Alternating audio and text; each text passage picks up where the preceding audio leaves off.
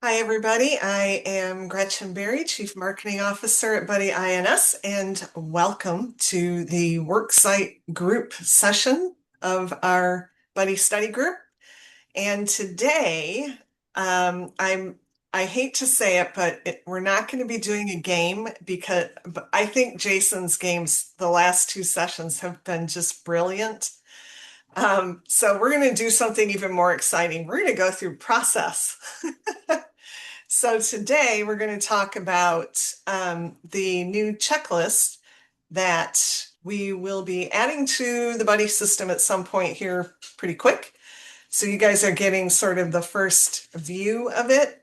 And this checklist is going to help you understand the enrollment process.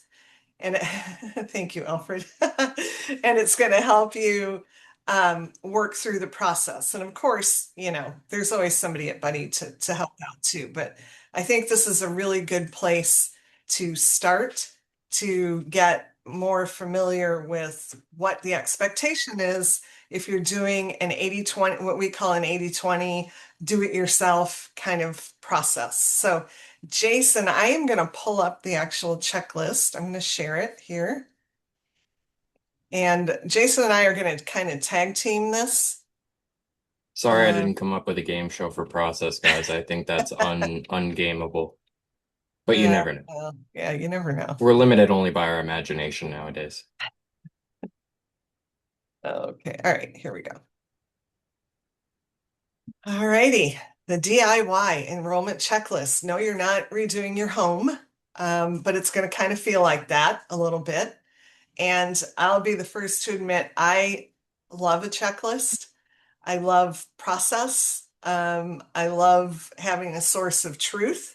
And so all of this, especially with group enrollments, because they can get a little complicated, but this isn't meant to make you feel overwhelmed. It's meant to help you understand that there's help and there's a way to walk through an enrollment in a way that will be beneficial for everybody. So let's start at the beginning. So, Jason, I think I'm going to kind of lean on you for some of these first pieces. Although Sandy's not with us, she will also be a big part of this. She actually created this checklist, so shout out to Sandy.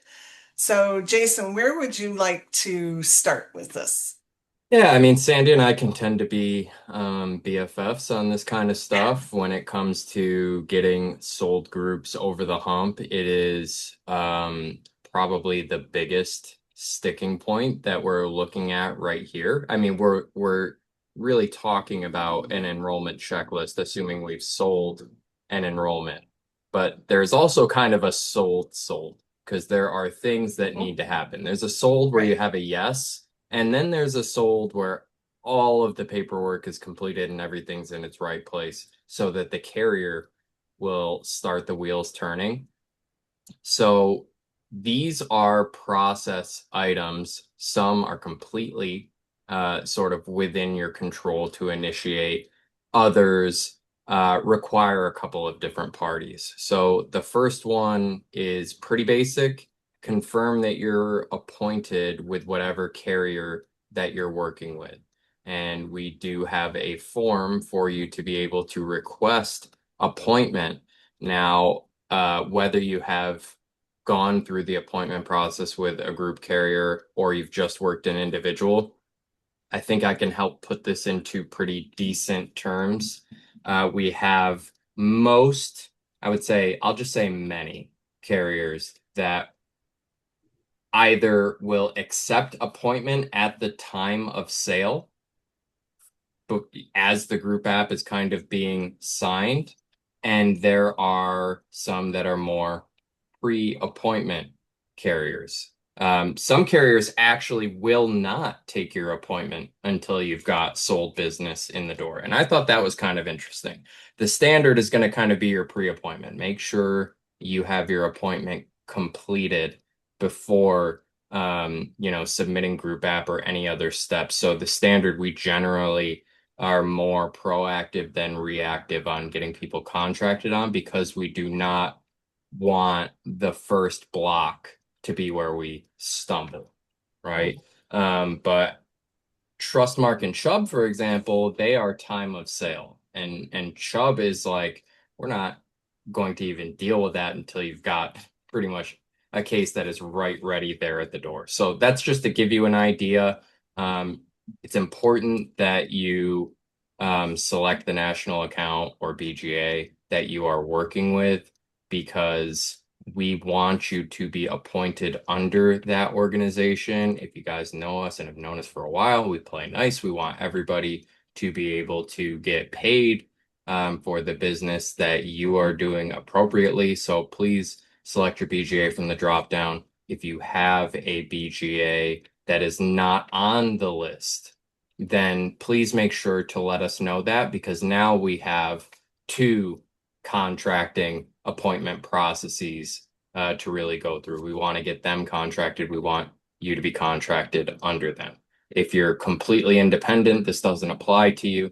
But this housekeeping is really important to us and really allows us to help Sandy on this piece of the process because we don't want her to discover it and then have to Yeah, react. The more we're kind of able to give her ahead of time, the smoother your case is gonna go in general. So, for sure.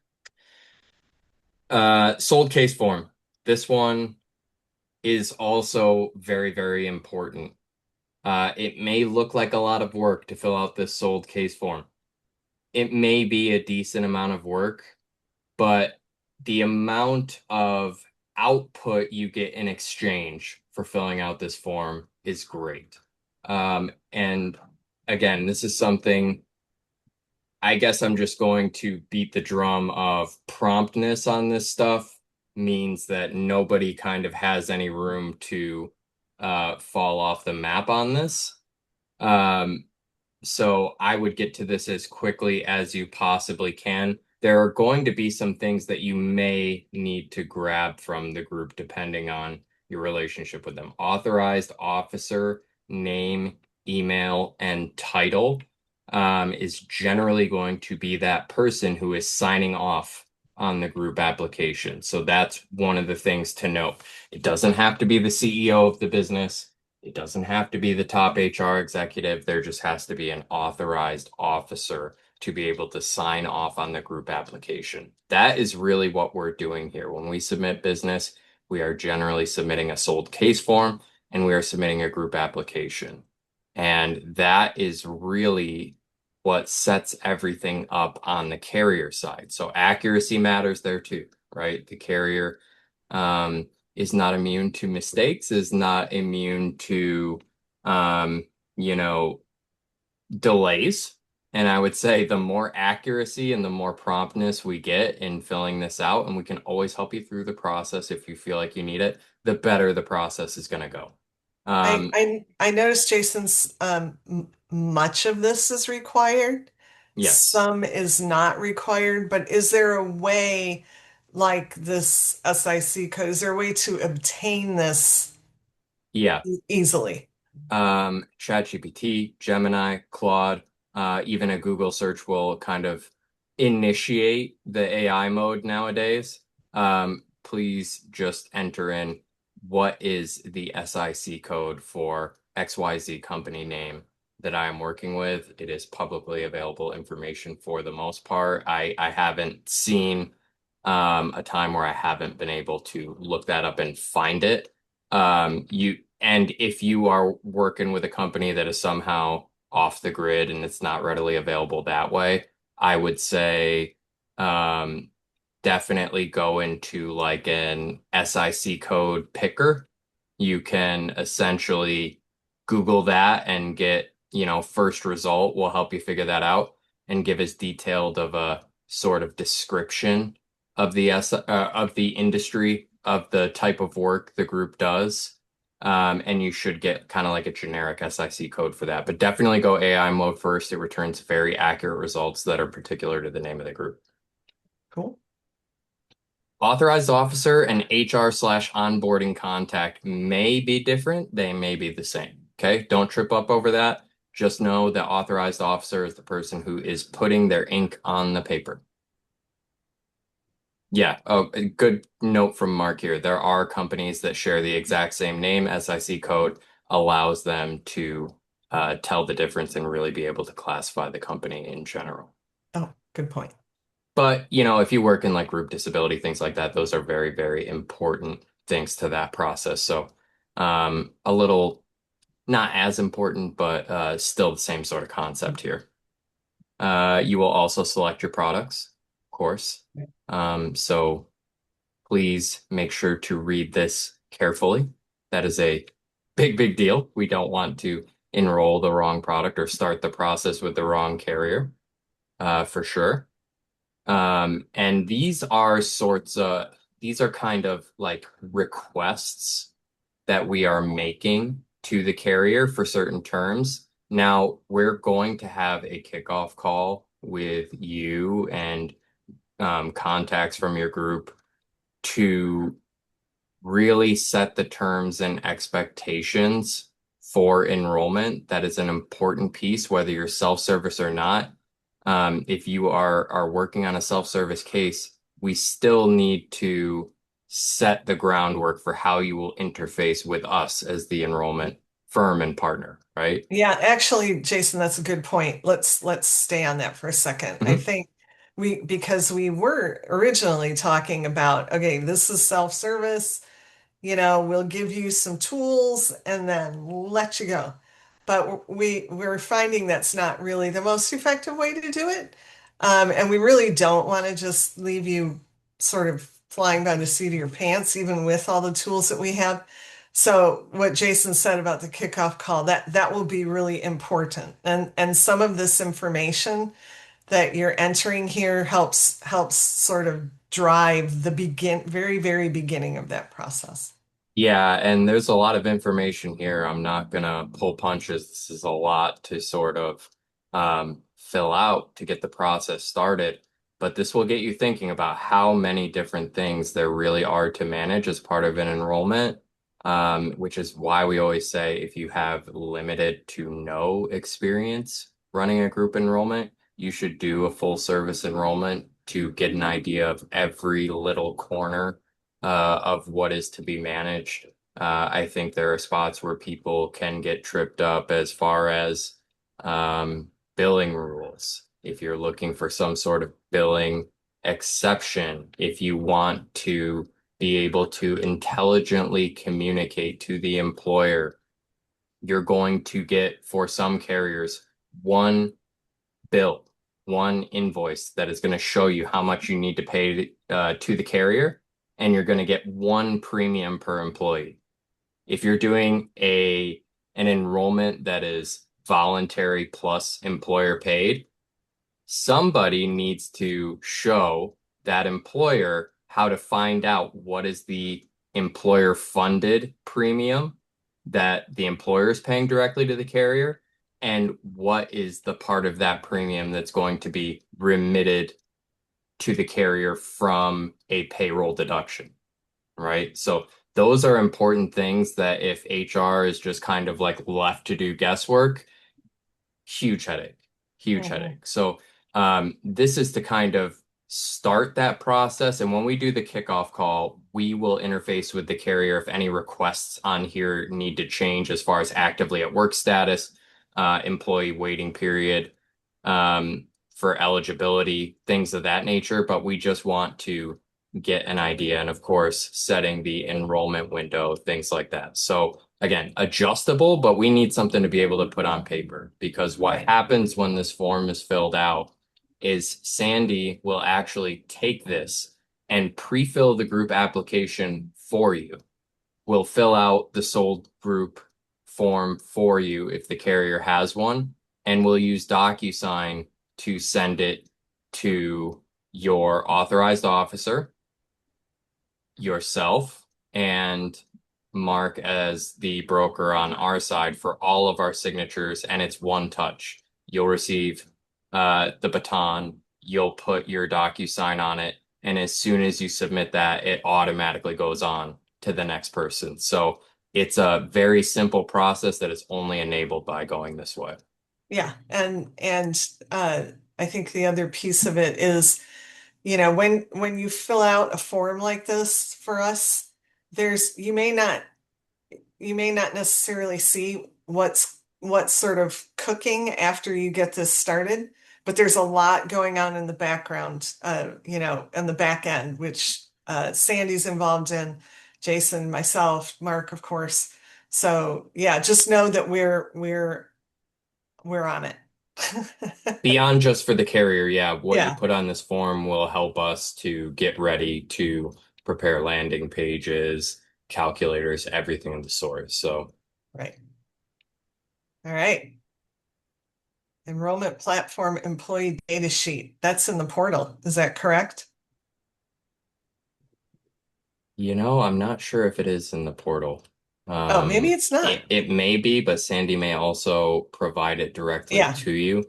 right. This is something that can have a little variance depending on the carrier and, of course, enrollment platform, and whether or not your enrollment is employer funded. A lot of the time, what I believe this helps Sandy to do is to essentially set credentials for the enrollment platform, whether the platform has to create a unique login for each person, or in the case of other enrollment platforms, we need an authorized email to kind of screen for login into the enrollment platform, things of that nature. Um, that is, I believe, what this check piece is getting at. Hmm. But regardless, that's why we have checklists, right? Because even if you are maybe a little gray area on one of these items, Sandy's email is listed right there. Hey, Sandy, what the heck is an employee data sheet? Can you provide me with that? And she'll probably say, I provided it to you 4 days ago. Yeah, exactly. All right.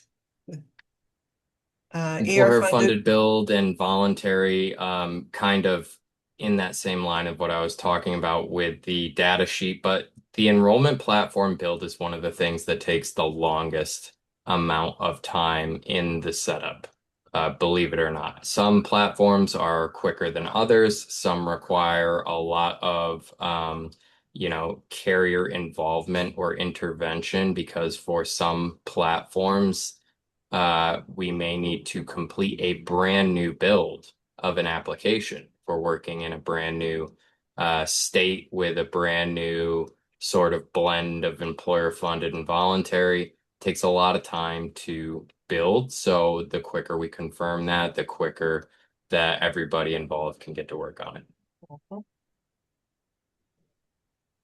Self-service enrollment versus helping to enroll employees. Now, this is, I would consider this, we use self-service in so many different ways. Yeah, yeah. In this context, it is, do you want to just have a link to the enrollment platform and have the employee's main responsibility be to enroll? That's how most enrollments will run. But in some cases, especially with certain employer funded builds, I would say help enroll employees like agent assist. So employees actually have to go into the platform in some cases to claim their employer funded benefit. And of course, they may have voluntary decisions to make. But we do have some brokers who run enrollments where I am going to, sit in one of the conference rooms in the office, and employees are going to come in one by one for a small group, and I'm going to walk them through the application. So we make sure nobody's left behind. So that's just that. Get that figured out for yourself, and it may vary depending on the group. Enrollment link to employees is, yeah. So this is kind of a derivative of the piece before.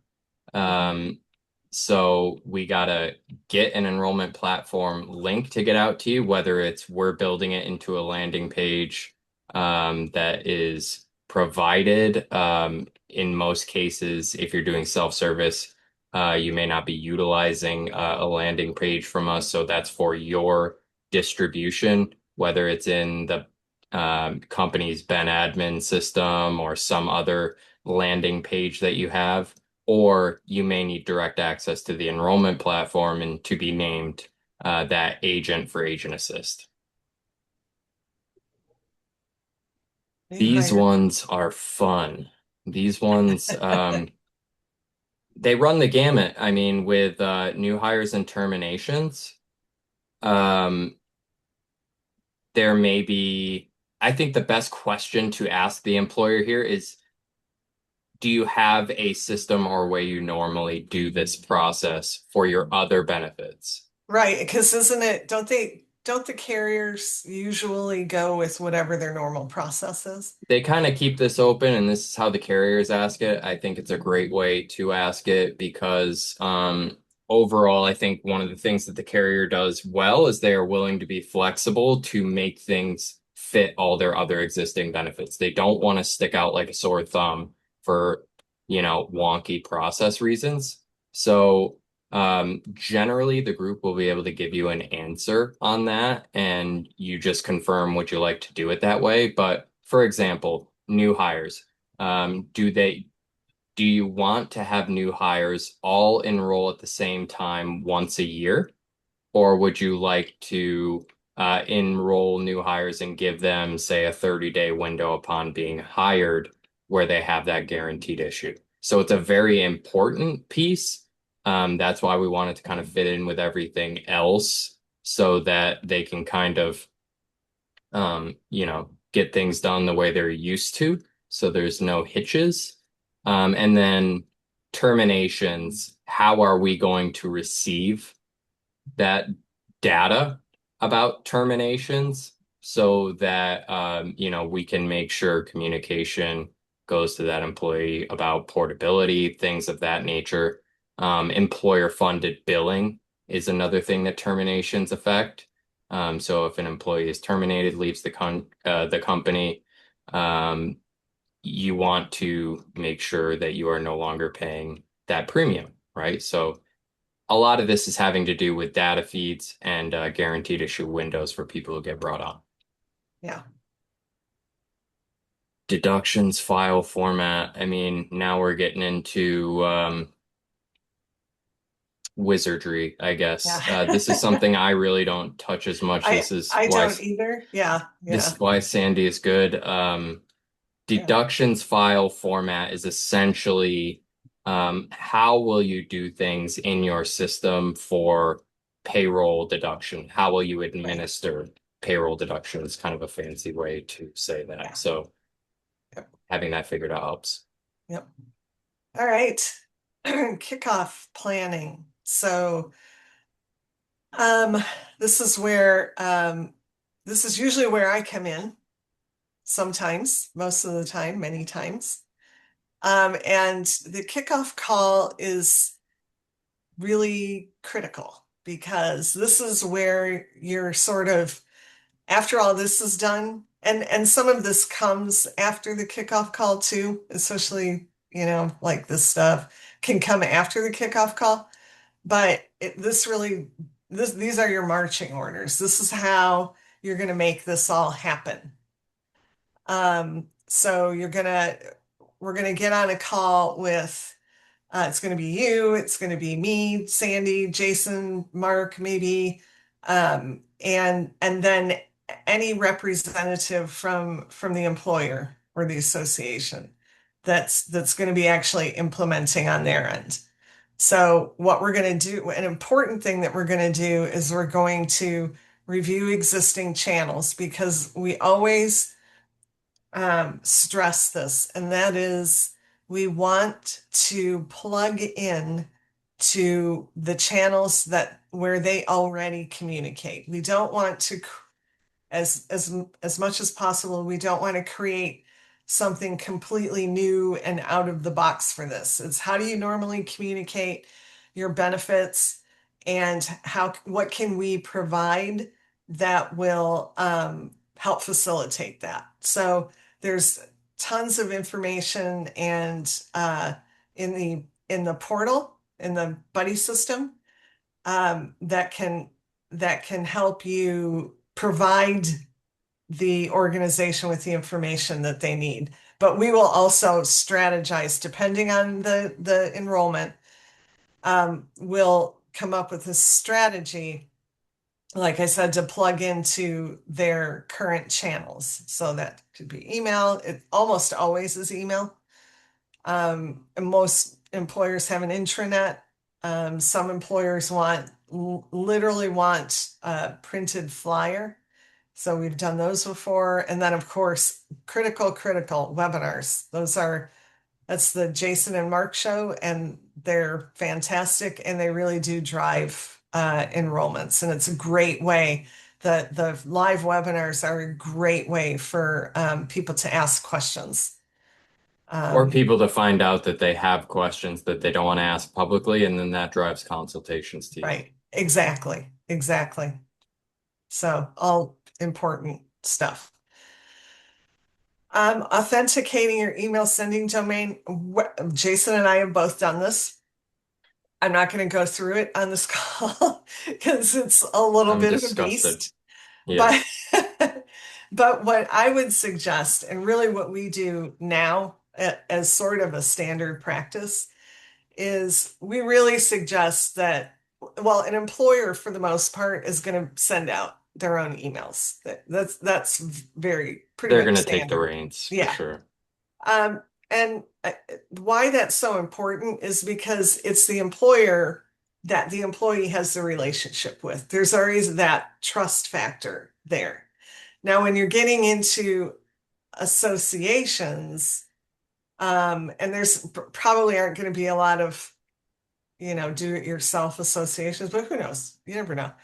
Um, that's a much different beast, because some of them are super good. We work with one group that's great with communicating with with the association members, but that's kind of a one-off. Most associations aren't that good.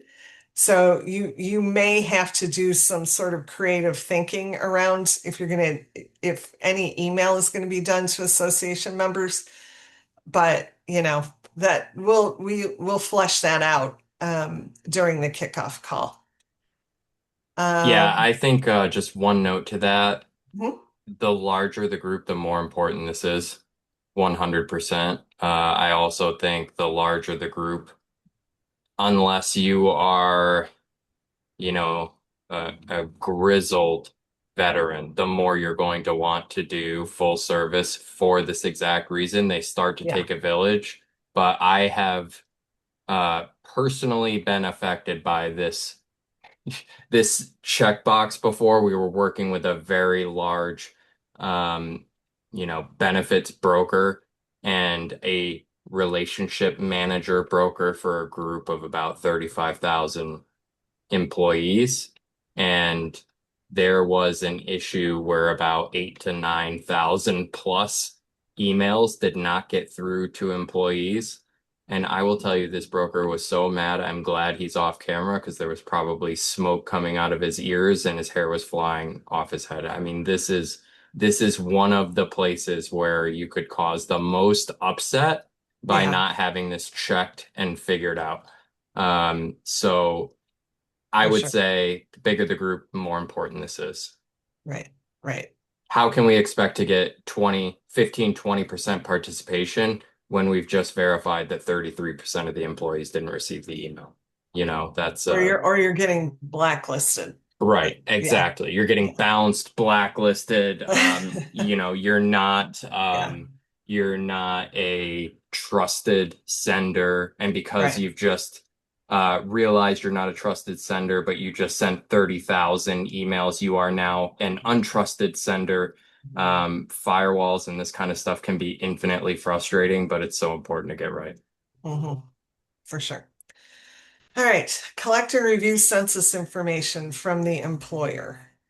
You want to take that one, Jason? I mean, I know what I need it for, but is there anything about the review of the census information that can yield sort of interesting nuggets?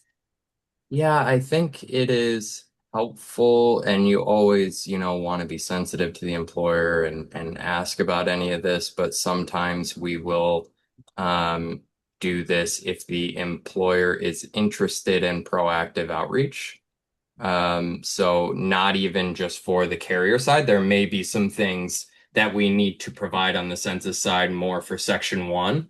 But I think there are some employers who are really interested in, if you are able to see that employees have visited a page or engaged or registered with a webinar, things like that, then we have no problem with following up with them. We also have various sort of opt-in, opt-out at the individual level processes for people to be able to do this. But I think if you have information ahead of time and you can sort of track engagement against that, you can really provide real-time service to people. So that's the only other piece of information I would really kind of go over there. But again, that's sophisticated. It's going to take the right group. It's going to take the right people.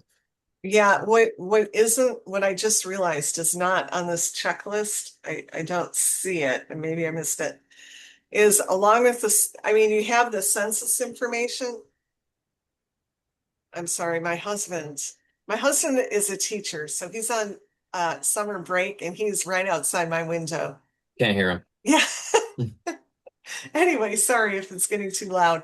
But along with the census information is the list.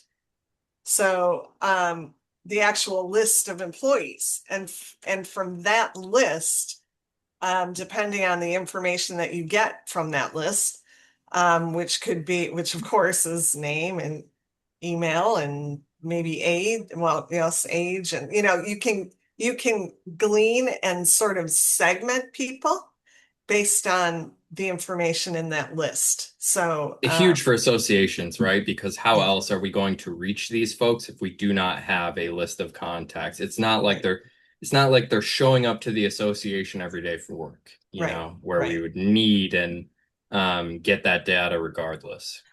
Exactly, exactly. So yeah, so I use that. We're doing a lot more work around segmentation and messaging to specific segments. So that's one way that we do that. So all right. Then you have to, of course, confirm your enrollment dates and policy effective date with the carrier. This is super, super important. And this will also come through on the proposal, correct, Jason? Yes, This, generally. Mhm. yeah, yeah. Identify and schedule specialist presenter team. That's usually involves Jason and or Mark for the webinar.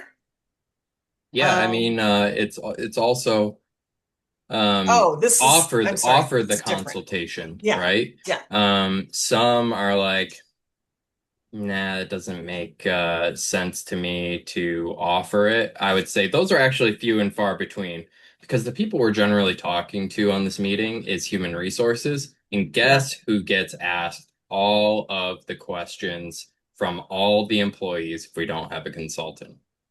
The HR HR. person, right? So it's pretty easy to kind of frame that value add. Right. Um, and even in our case, the buddy team case, or you, if you are doing a self-service enrollment, when HR gets asked all the questions, guess who's getting asked all the questions that HR can't answer, right? Right, So right. Which is why the saves a bad game webinar, of telephone. which is why the webinar is so critical. Because that gives people an opportunity to ask questions, or like Jason said, maybe they don't want to ask on a live webinar, but they'll schedule a call. The other thing we've done, let me just jump down here to the webinar, is we've done, especially with larger groups. So let me segue over there for a little bit. Larger groups can be a little bit different, where we do a full webinar for the first date, and then we'll do a second webinar where we sort of call it office hours, where you may have been on the first webinar, but now you have more questions, and you don't need a full-on additional, full explanation of the benefit. So we'll do office hours where you can just jump in, ask your question, and then leave.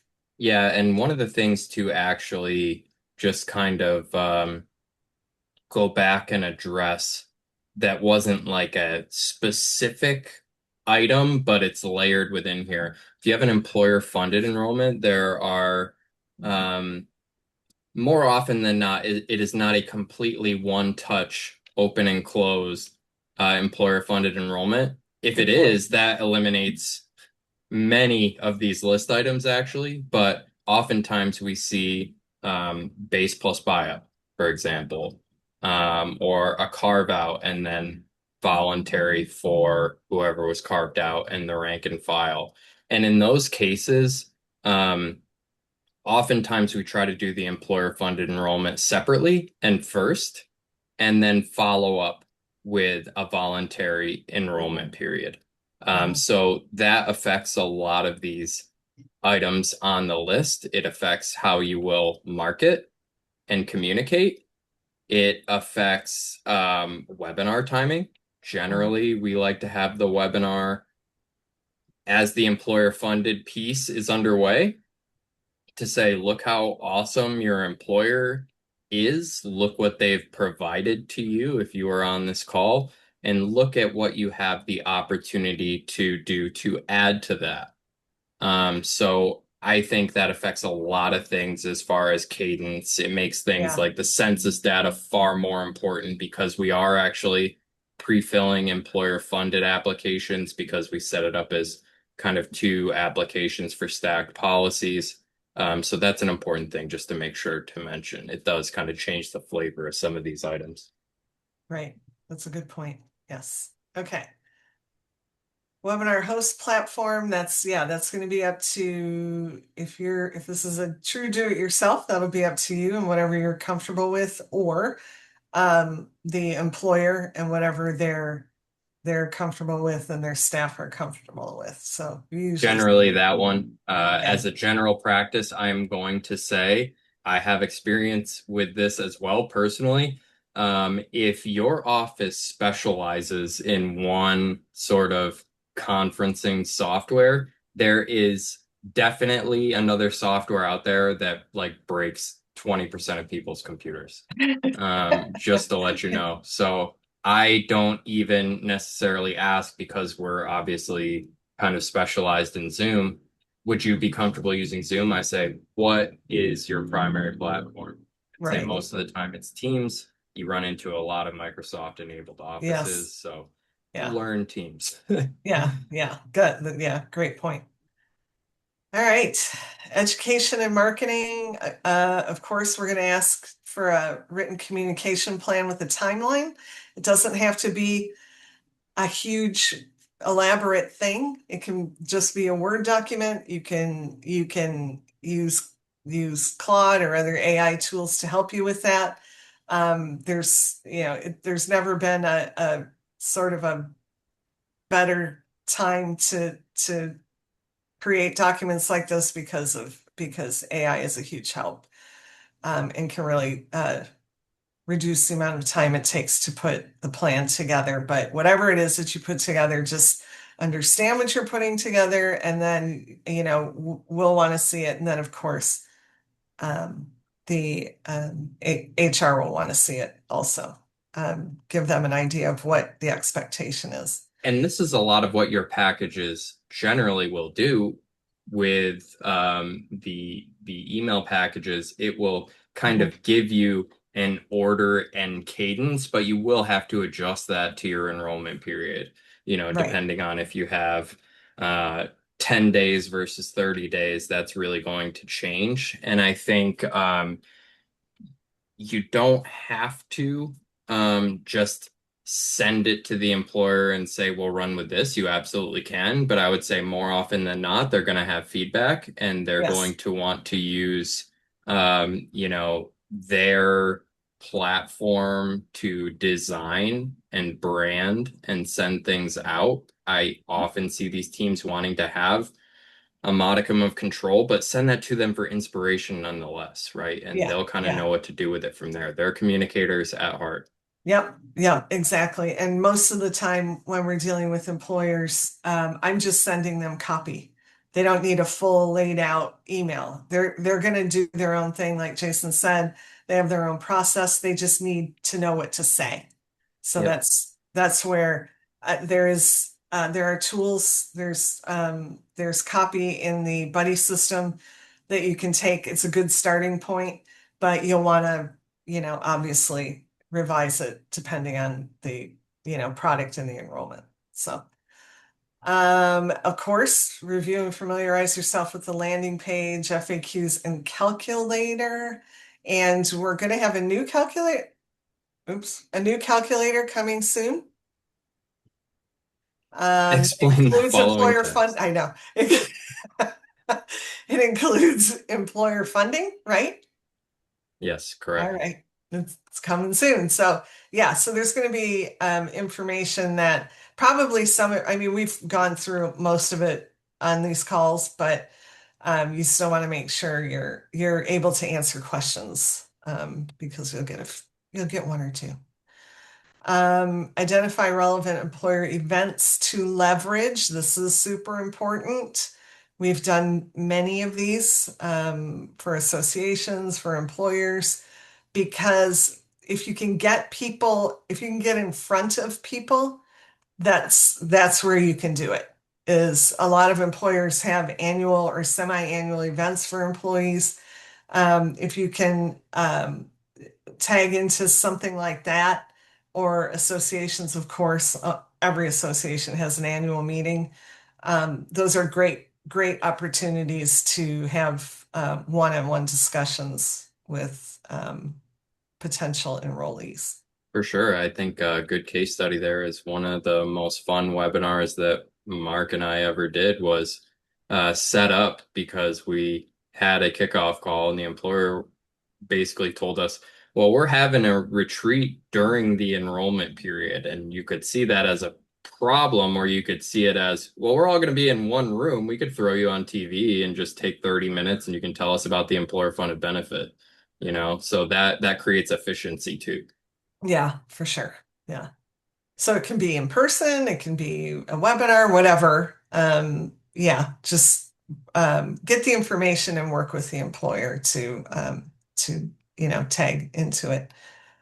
All right, review the webinar presentation and script customized for your organization. We have, you know what? Actually, let me find that.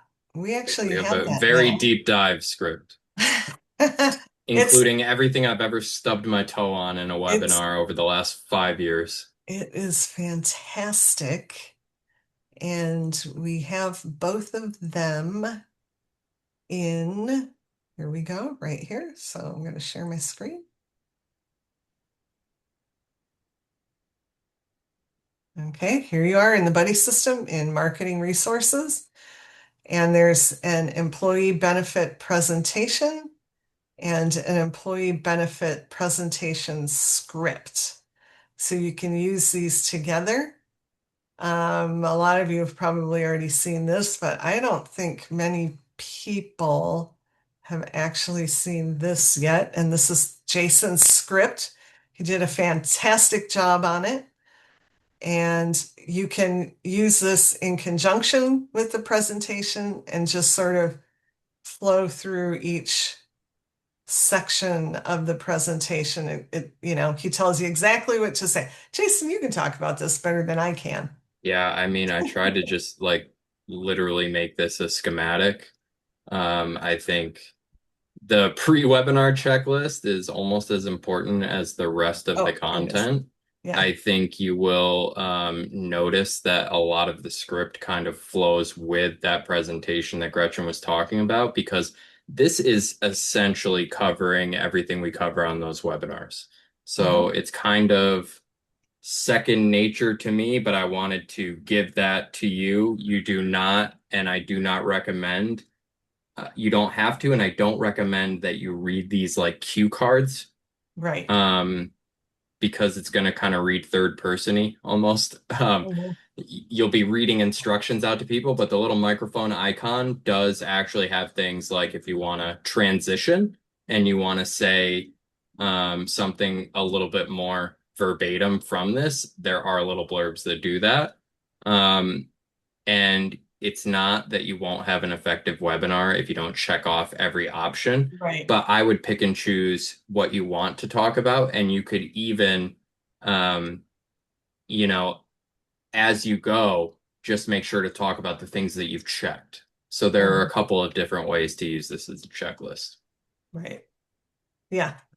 It helps remind you And that there, you need over to. the years, there have been times where Mark and I have gotten off webinars and saying, "Oh shoot, I forgot to talk about this," or maybe we spent too much time on X, Y, or Z. So this is just to kind of give you an idea if you wanted to have a real blowout webinar. This is um, all the topics we could possibly think of, but it'll you'll get rid of your time blindness once you do a few of these webinars. Yeah. You usually spend what, about 45 minutes and Yeah, if we then can stop 15 running for our questions. mouths. It's very hard to do. It's very hard to just kind of like wrap it up and be prompt. Yeah. But that's why I say it takes practice. The more of them you do, you'll be talking and you'll think in your mind, I think I've been talking for about 16 minutes. So let's, go to something else. Right. Right. All right. Where did I end up? Events. Post enrollment. Oh, there we are. Post enrollment. Send enrollees a what to expect communication. We have this. Um, Actually, I'm not exactly sure that, I think this actually comes from us. So I don't think this is anything you guys need to do. So, I but believe so. just know it's going to happen. We So try to get ahead of the carrier. exactly. Because there will be, I'm just telling you, and that's why it's good that it's on this checklist. I will tell you that oftentimes the carrier is not going to send an instant email to a client. They are Right. going to send a letter that's going to take, 3+ weeks to get to the client. And how many people do you think will be sitting there waiting for weeks and say, why haven't I heard Mhm. anything? Right. So we try to layer that communication to say, here's what you can expect. 3 weeks to get a letter is normal, and access to your agent platform coming then is normal, right? So um, the touch points matter. Yeah, just get to Yeah. them quick. Right. Right. And then ongoing, because you will need a plan for re-enrollment. And then, uh, yeah, depending on how they're enrolling new employees, that's also something that you're going to want to understand. And, it's up to you if you want to communicate, to enrollees. But you need to just make sure that you're staying in touch with the HR person, or whoever it is that you're dealing with, at the employer so that that communication is smooth, whoever's doing it. Yeah, Gretchen, we have actually internally we have kind of a re-enrollment Yeah. sort of process guide. Maybe that's something we can incorporate for our audience, because it's a little buddy coded right now. But just some tips from it, you know, 3 to 4 months runway is when you should reach out to the group and say, hey, this is about the time. Um, every year relative to the enrollment period that I'll ask my groups, does it make sense for you to re-enroll this year? You are at that magic 8 to 9 months out, so I am reaching out to you, and here are some reasons you may want to enroll. Mhm. Remember that the terms you set during the enrollment, right? New hires may be once a year, so it may be critical that you actually have that conversation well enough ahead of time because that time may be coming up. Um, if they were playing around with adding or comparing new products, right? Even from a sales perspective, it's a good time to have that conversation and see if it makes sense to compare benefits and add to what they do. Employer funding, if they've ever mentioned interest in potentially doing more employer funding down the line. It's just a good sales practice to be proactive there. And here are some reasons why groups may want to re-enroll, right? I think is a nice way to put it. And they can say, no, we're good. We're all set. Or they could say, yeah, actually, I like bullet point 1 and 3. Let's get together and explore that. And then you go from there. Mhm. Yep, good point. All right, and then the last thing, create an ongoing education plan for employees who did not enroll. This is part of, yeah, this is just part of the ongoing sort of servicing, and it just makes sense. And the reason why is because there's going to be discussion, especially within an employee relationship. There are going to be employees who become your advocates, who become advocates for the product. So you want to make sure that you're staying in front of them with messaging, for especially obviously the people who did not enroll. But there are times when you can also have employees who want to increase coverage. So depending on the product and the offer and all of that, they may have an opportunity to do that. So definitely continue any kind of education plan that you have. So, all right. And then you're going to sign and offer up your firstborn child with us through DocuSign. I don't know. I don't know. But I'm not going to talk about that. That's a Sandy thing, I think. So, yeah, any questions about this? Jason, is there anything we missed? Well, I would just say we obviously had a couple layers here. We kind of explained how we do things through Mhm. this checklist because this is a checklist that we will use as far as items that need to be checked on. But this is really to make sure we don't want to provide a self-service program without you understanding all that self-service truly entails.